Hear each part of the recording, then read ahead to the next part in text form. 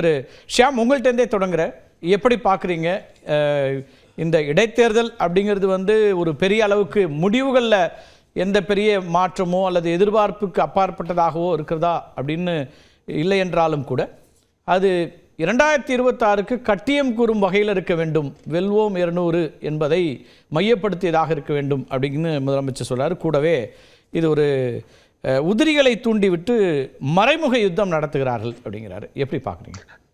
Proxy வார், இதைத்தான் முதலமைச்சர் அவ்வாறு கூறுகிறார். குறிப்பாக ஈரோடு கிழக்கு இடைத்தேர்தலை மனதிலே வைத்துக்கொண்டு திமுகவை எதிர்த்து அதிமுக பாரதிய ஜனதா யாருமே போட்டியிடவில்லை. நாம் தமிழர் போட்டியிடுவதால் நாம் தமிழர் வைக்கிற எல்லா விமர்சனங்களும் அந்த உதிரி கட்சி என்கிற அந்த அடைப்புக்குறிக்குள் தான் வருவதாக நான் உணர்கிறேன். பொதுவாக வாக்கரசிலே சலாமி டாக்டிக்ஸ் என்று சொல்வார்கள். சலாமி டாக்டிக்ஸ் என்றால் என்னவென்றால், சிறிய சிறிய பகுதிகளாக பிரித்து வெற்றி காணுதல்.